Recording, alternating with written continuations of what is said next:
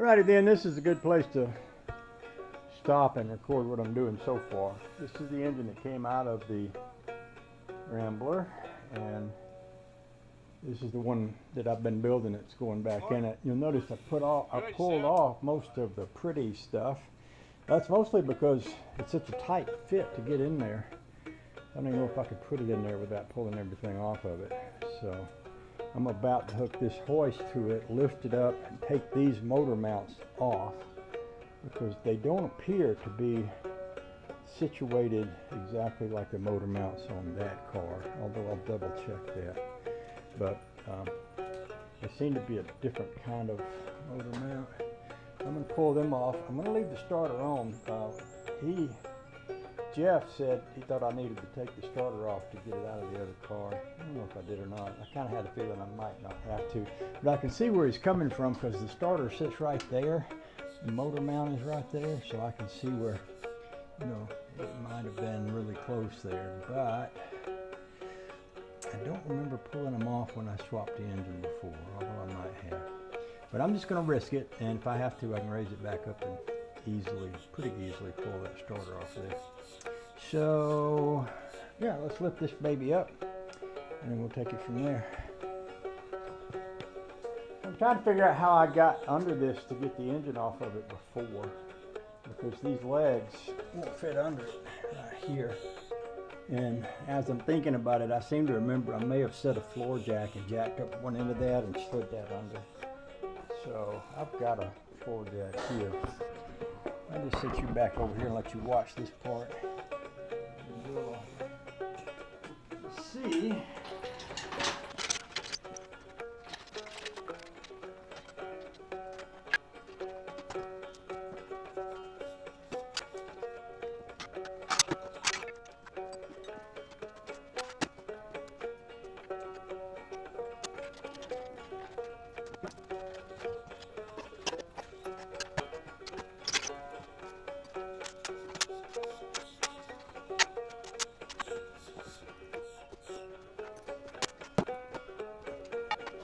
So this is the mount that came off of here, and these are the mounts that came off of there. Quite different. One of my screws fell off over there, but I'm pulling these mounts off that, and they're pretty crusty. I think I'm going to take a minute and wash them up.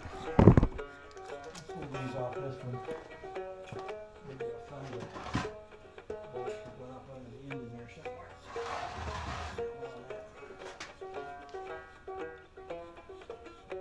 Probably won't shine them up and paint them. I'll just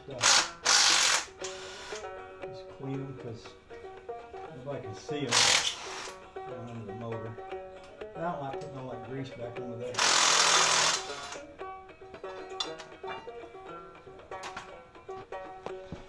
I'll turn y'all off while I do that, and I'll be back.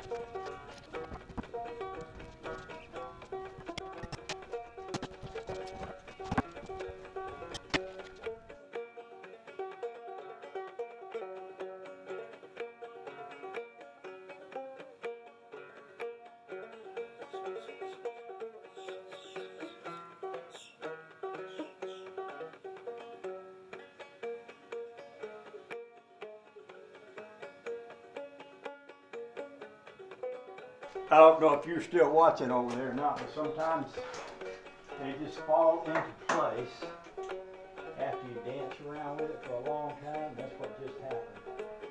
It is pretty much right where it needs to be. It may be that I can get a bolt in. Sometimes I get a bolt through the flywheel.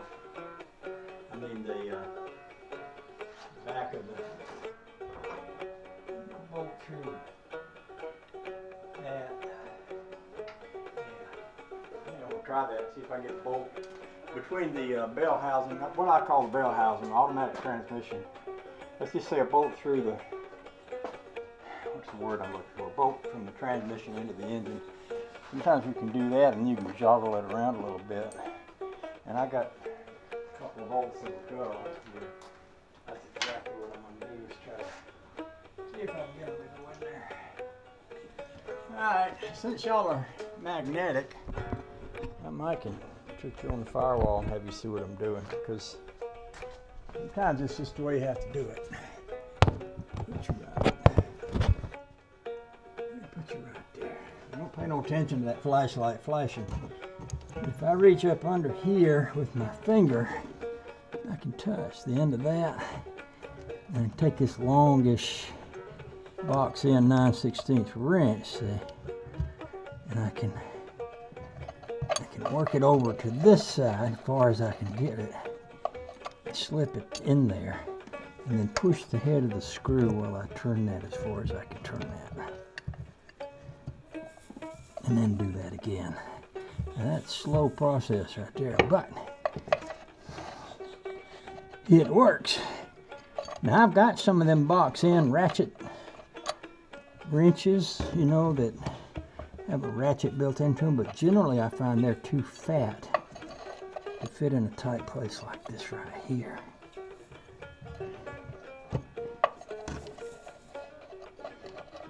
As slow as this is, I am making progress.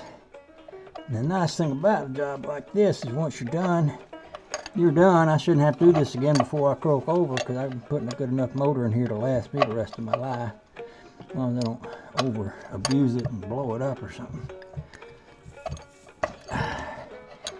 So once I get these two screws in here, I'll take the weight off the motor. I'll let this all down, and then that should make it even easier, because I'm sure I've got it lifted up somewhat with the engine lift, and of course anytime I lift that motor, I close this little space I have to work hand up with the motor coming up, getting in the way.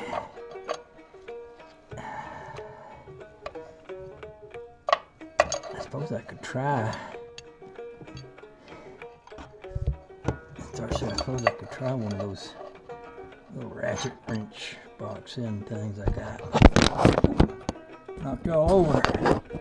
Knocked y'all down. And you sit there. Wouldn't hurt to get one.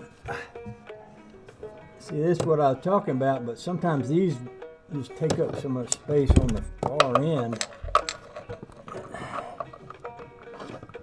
Now, if I bent that a little.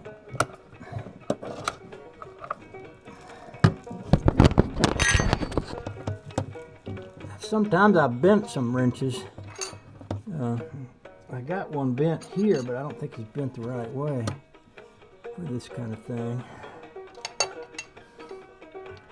And sometimes I bent wrenches to get in places I can't get into normally. And we're making progress. It's just slow progress, that's all.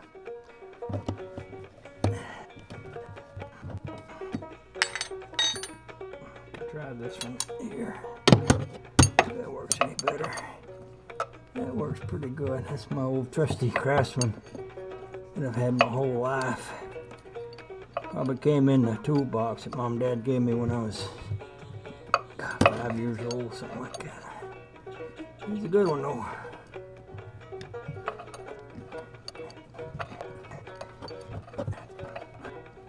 What this flashlight does, you turn it on once, it'll stay on. You turn it on another way and it'll blink. You turn on another way and do something else, and invariably I'll get in a tight place like this and it'll be blinking.